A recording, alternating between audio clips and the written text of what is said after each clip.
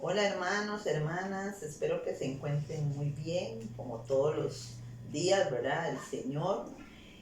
Bueno, en esta noche vamos a continuar con el tema de la mayordomía integral de la vida cristiana. Estuvimos estudiando desde un principio acerca de los aspectos generales y la semana pasada estuvimos viendo ya los aspectos más por separado, ¿verdad? Y empezamos a hablar acerca de la mayordomía, pero de la vida física.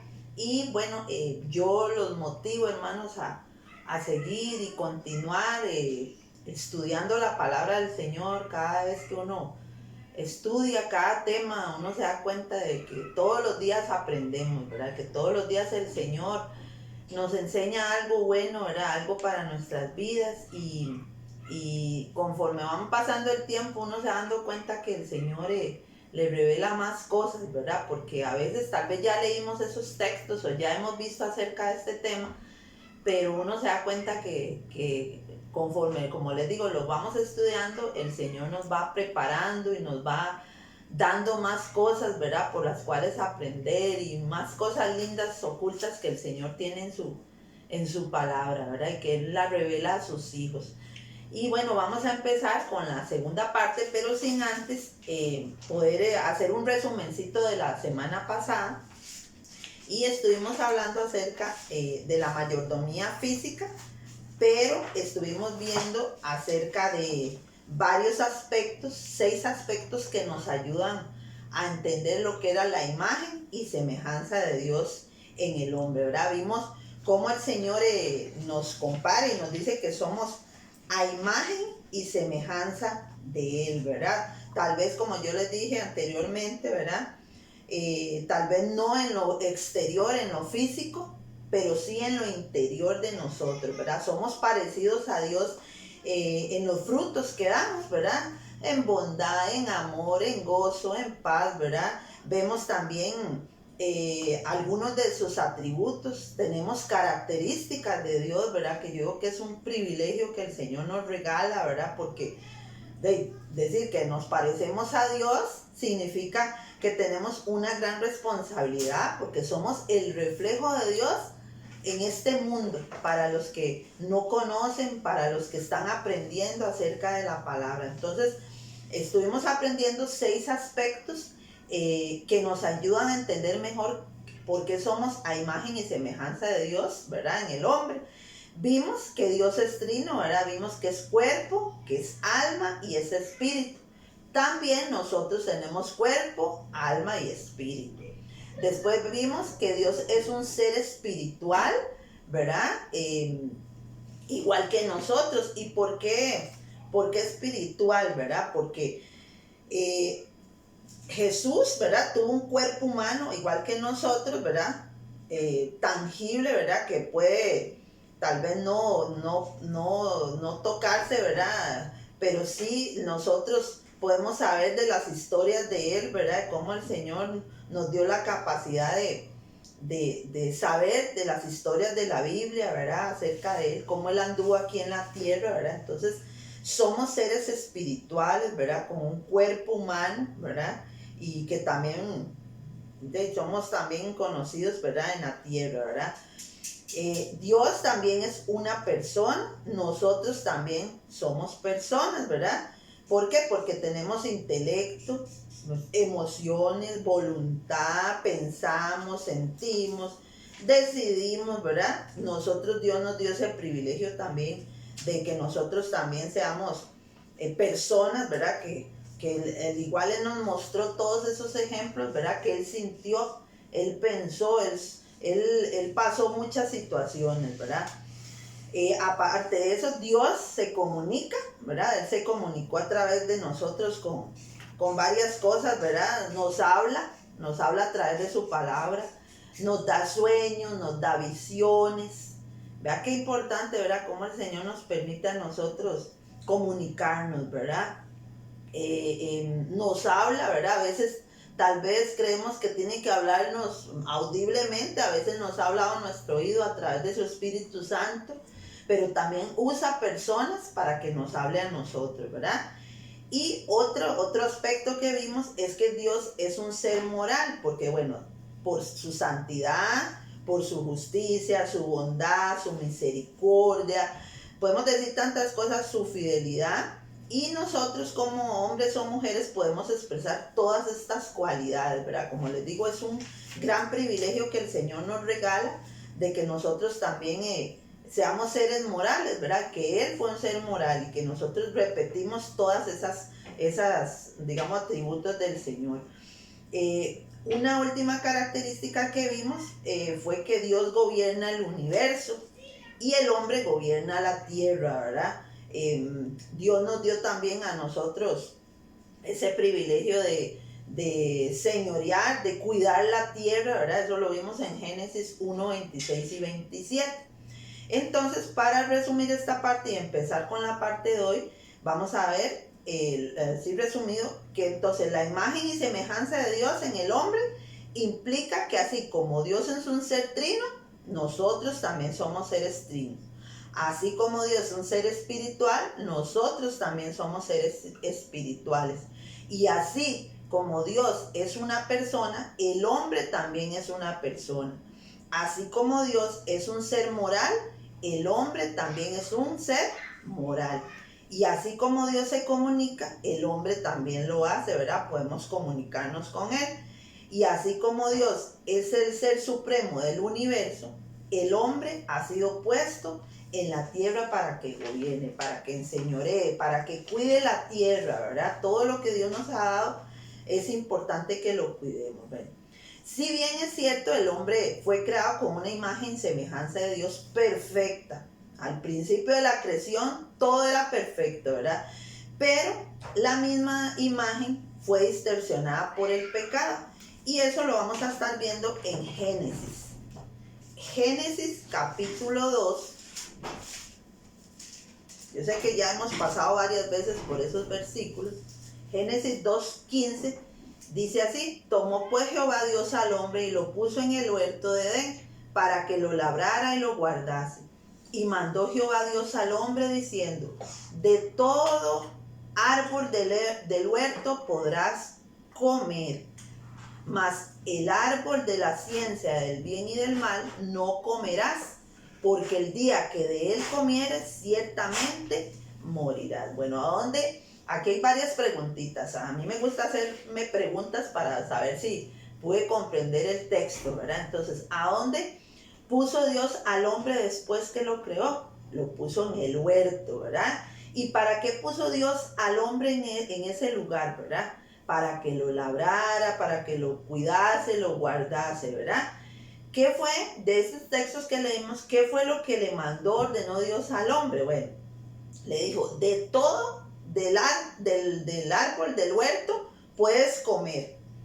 ¿Y cuál sería el resultado si desobedecía ese mandato, ¿verdad? En el versículo 17, iba a morir, ¿verdad? Vea que ya desde el principio, ¿verdad? Se distorsiona lo que Dios tenía para el hombre, ¿verdad? Ahora, en Génesis capítulo 3, del 1 al 19, ¿verdad? No lo voy a leer por cuestión de tiempo, pero vamos a irlo viendo poco a poco, ¿verdad? Y habla acerca de la desobediencia del hombre, ¿verdad? Y yo sé que ya muchas veces hemos pasado por esos textos, pero muchas veces es importante también leerlo. Bueno, ahí resumiendo en esos versículos, cuando la mujer dialogó con la serpiente, ¿qué dijo la mujer que pasaría si comía del fruto del árbol?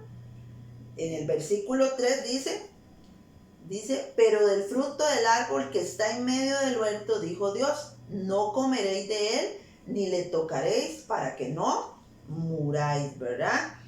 Entonces le dijo que no comiera, ¿verdad? ¿Y qué hizo la mujer y el hombre? ¿Y qué fue lo que sucedió? En el versículo 6, y vio la mujer que el árbol era bueno para comer y que era agradable a los ojos y árbol codiciable para alcanzar la sabiduría. Y tomó de su fruto y comió, y dio también a su marido, el cual comió así como ella, ¿verdad? Vean que ahí ya se comete la desobediencia, ¿verdad? Comieron, ¿verdad? Y desobedecieron, ¿verdad? ¿Cómo reacciona el hombre cuando Dios llegó a hablar con él. En el versículo 8, y oyeron la voz de Jehová Dios que se paseaba en el huerto al aire del día, y el hombre y su mujer se escondieron de la presencia de Jehová Dios entre los árboles del huerto. Bueno, ¿qué pasó ahí? Ellos se escondieron delante de la presencia de Dios. Muchas veces sabemos que la desobediencia trae resultados negativos, ¿verdad? Y hubo consecuencias, ¿verdad? Para ellos también, ¿verdad? Como tanto al hombre como para la mujer, ¿verdad? Y por esa desobediencia, en el versículo 16 del mismo Génesis capítulo 3, dice ahí, a la mujer dijo, multiplicaré en gran manera los dolores en tus preñeces, con dolor darás a luz los hijos, y tu deseo será para tu marido, y él se enseñoreará de ti. Bueno, ahí en ese versículo 16 vemos que, bueno, una de las consecuencias, bueno, se va a multiplicar el dolor, ¿verdad? En el parto, ¿verdad? Al hombre también le pone consecuencias y le dice que con el sudor de su rostro también va a trabajar la tierra, ¿verdad? Ya no iba a ser como todo, ¿verdad? Como el del principio, ¿verdad? Ya no iba a ser perfecto. Tal vez en ese momento, si no hubieran pecado, hubieran tenido muchas cosas buenas, digámoslo así, en el sentido no tenían que trabajar, no tenían que labrar la tierra, tal vez la mujer hubiera tenido un embarazo más, digámoslo así, más sencillo, ¿verdad? Ahora sabemos que todo esto a causa del pecado se complicó, ¿verdad? Y como hemos podido notar en estos versículos, Adán y Eva comieron del fruto del árbol y uno de los resultados fue que no murieron físicamente, ¿verdad? Pero sí murieron espiritualmente. O sea, su comunión con Dios se cortó, y se dio origen al pecado, ¿verdad? A través de esto que hicieron. Y bueno, dice la palabra que fueron expulsados del huerto del Edén, y así por causa del pecado la imagen de Dios se vio distorsionada hasta el punto de que los hombres se pervirtieron y aún negaron a Dios. Vean qué terrible, ¿verdad? Aún así, Dios dándoles otra oportunidad, ¿verdad? Vamos a buscar en Romanos 1,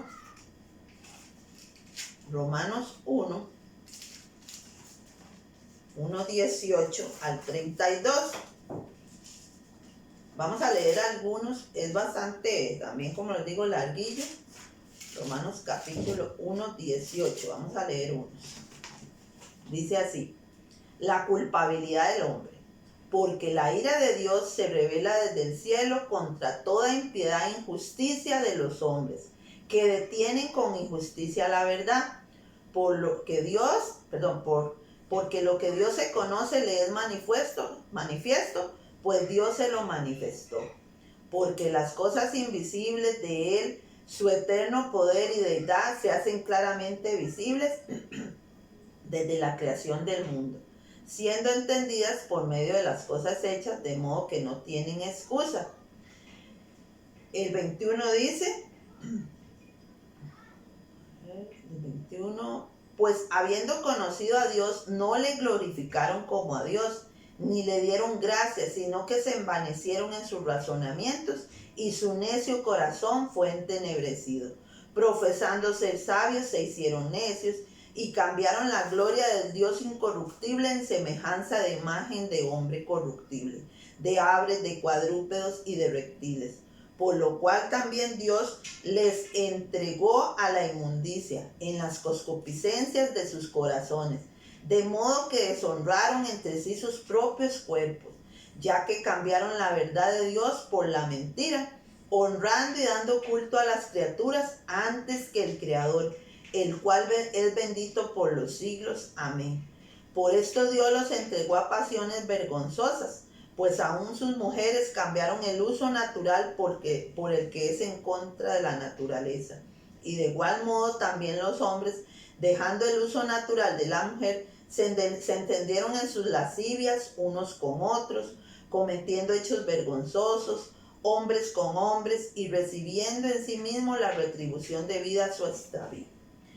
Y como ellos no aprobaron tener en cuenta a Dios, Dios los entregó a una mente reprobada, para hacer cosas que no convienen, estando atestados de toda injusticia, fornicación, perversidad, avaricia, maldad, llenos de envidia, homicidios, contiendas, engaños, malignidades, murmuradores, detractores, aborrecedores de Dios, injuriosos, soberbios, altivos, inventores de males, desobedientes a los padres, necios, desleales, sin afecto natural, implacables, sin misericordia, quienes habiendo entendido el juicio de Dios, que los que practican tales cosas son dignos de muerte, no solo las hacen, sino que también se complacen con las que las practican.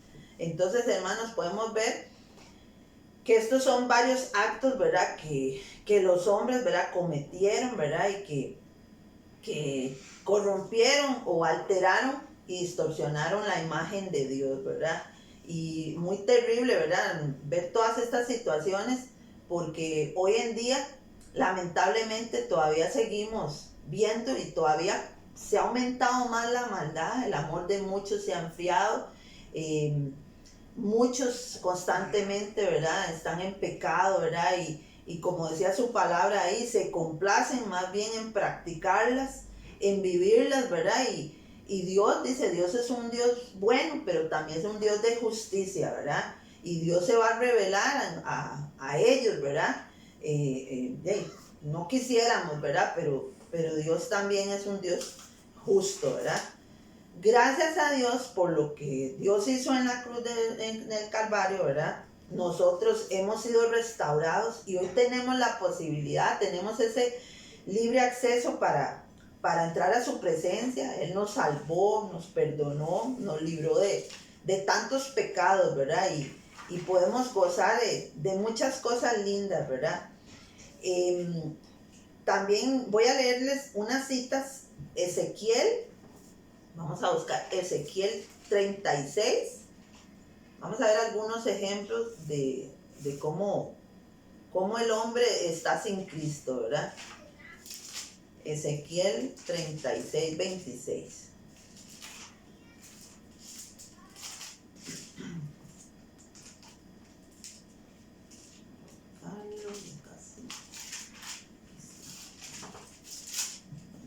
Okay, 36, 26. Dice así: os daré corazón nuevo y pondré espíritu nuevo dentro de vosotros, y quitaré de vuestra carne el corazón de piedra y os daré un corazón de carne. Esta es una promesa, hermanos, que todos nosotros podemos tomar, ¿verdad? Y que aquellos corazones de piedra el Señor los puede cambiar.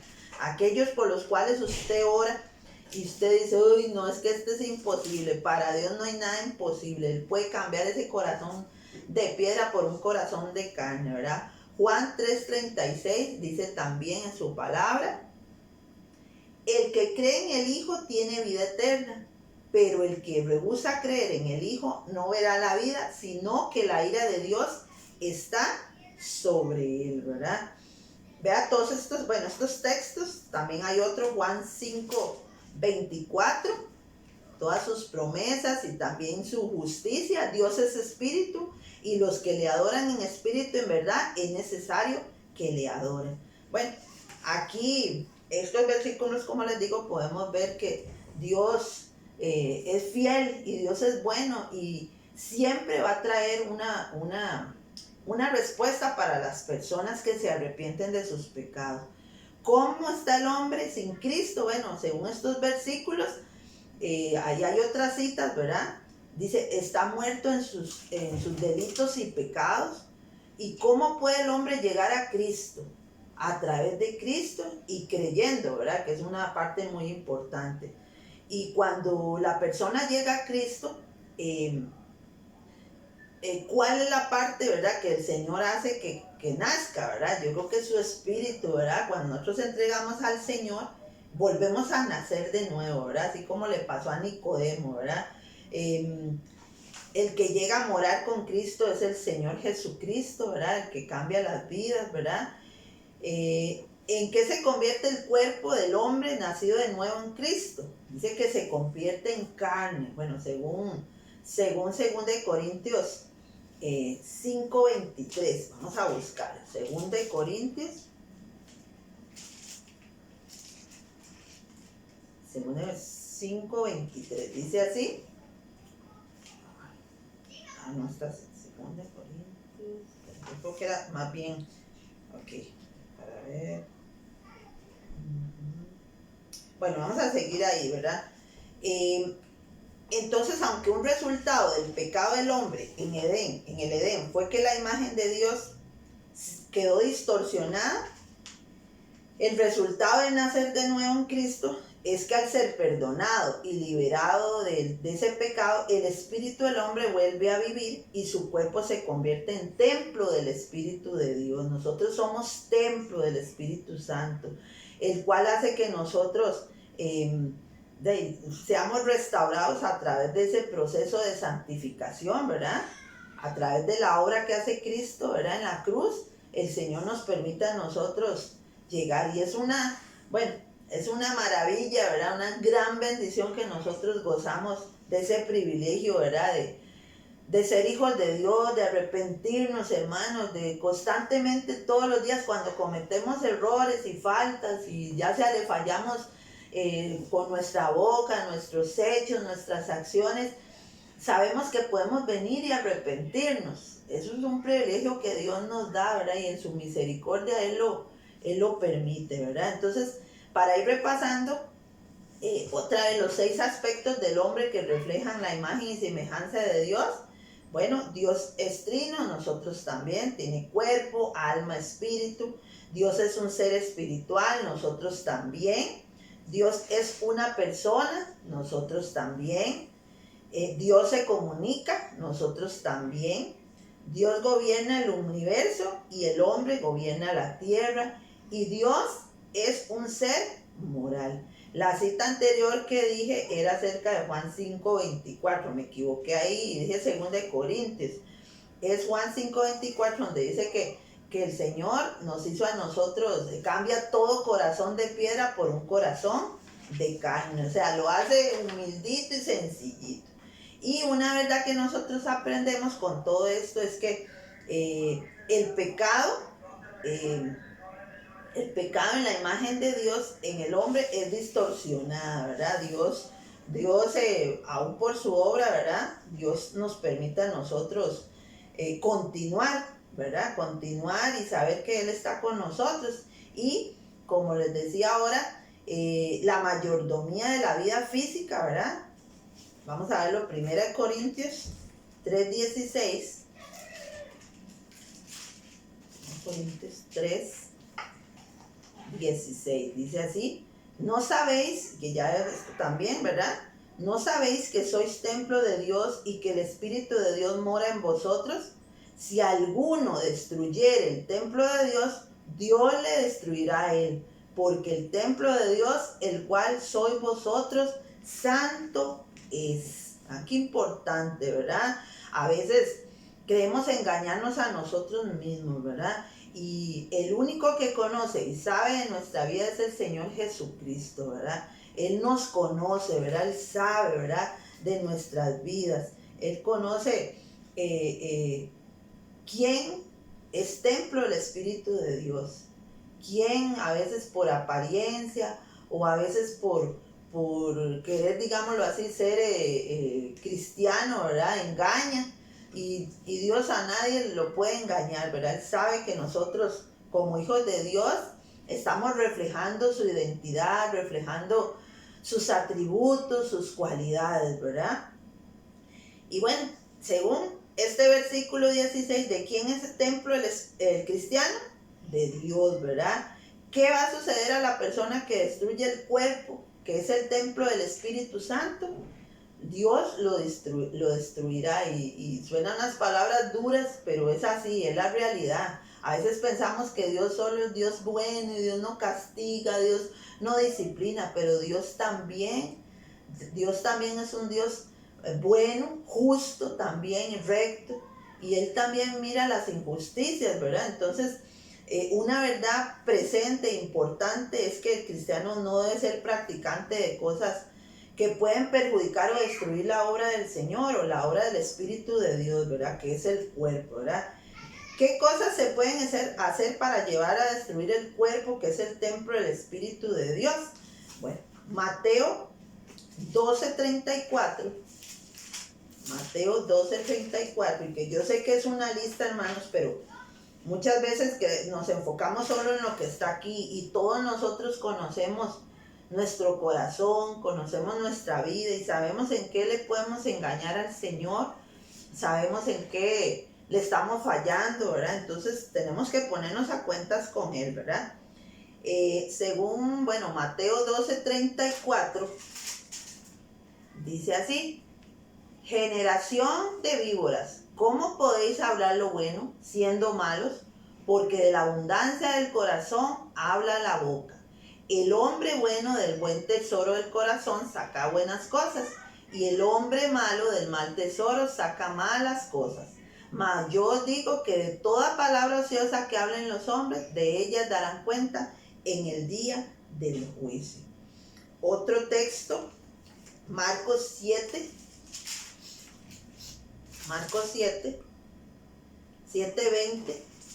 Hay varios textos, ¿verdad? Donde hay cosas que perjudican o destruyen la obra del Espíritu Santo, ¿verdad? El templo de Dios. Marcos 7:20 dice: pero decía que lo del hombre sale, eso es lo que contamina al hombre, porque dentro del corazón de los hombres salen los malos pensamientos, los adulterios, las fornicaciones, los homicidios, los hurtos, las avaricias, las maldades, el engaño, la lascivia, la envidia, la maledicencia, la soberbia, la insensatez. Todas estas maldades de dentro salen y contaminan al hombre. Entonces ahí vemos otras cosas que destruyen al hombre, ¿verdad? Y otro texto, Santiago. Vamos a buscar Santiago. Santiago 3:6 dice así: y la lengua es un fuego, un mundo de maldad. La lengua está puesta entre nuestros miembros y contamina todo el cuerpo e inflama la rueda de la creación, y ella misma es inflamada por el infierno.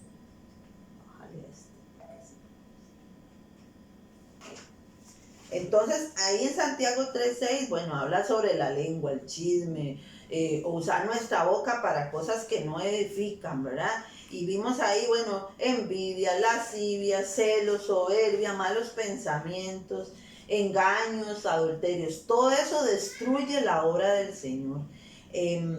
Entonces, habiendo estudiado lo que no debemos hacer como buenos mayordomos de nuestra vida física, ahora vamos a estudiar lo que sí debemos hacer como buenos mayordomos de la vida física. Ya casi vamos a terminar. Romanos 6:13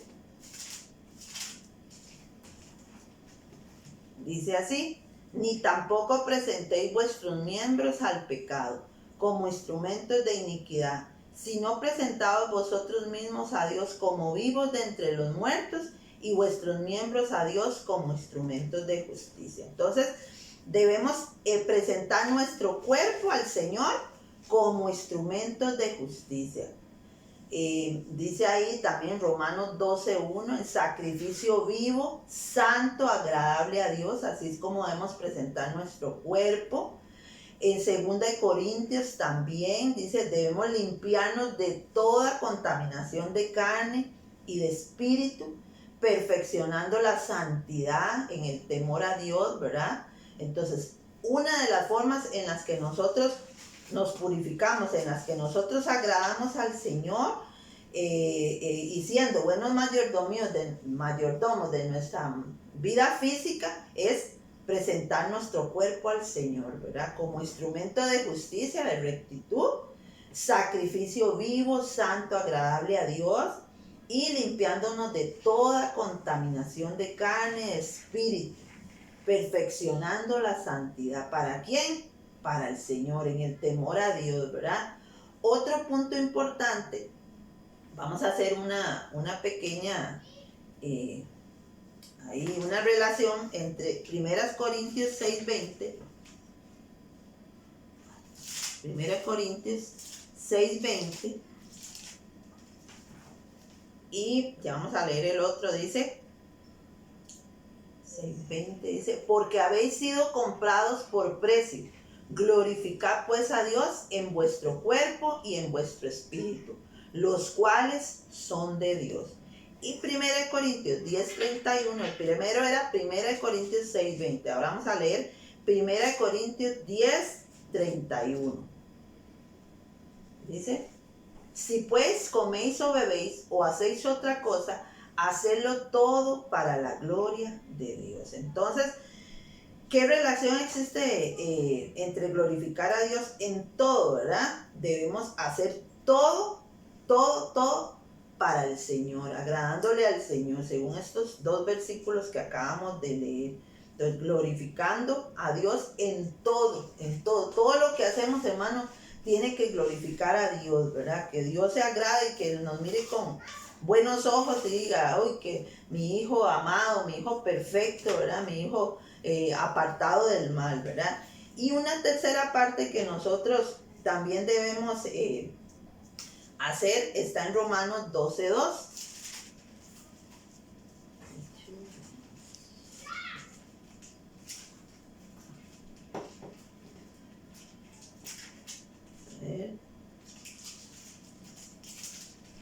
Romanos 12:2.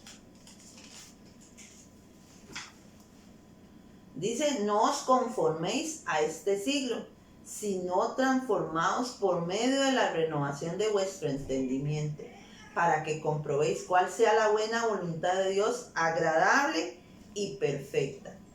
Y Romanos 8:29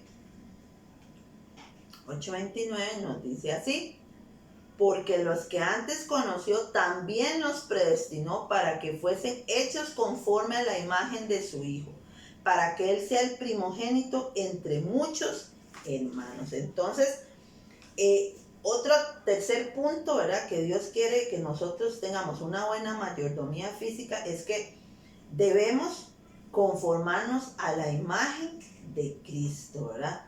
A la imagen, a la voluntad del Señor. Entonces, para repasar estas tres últimas cosas que vimos y para ir concluyendo, una, debemos presentar nuestro cuerpo al Señor.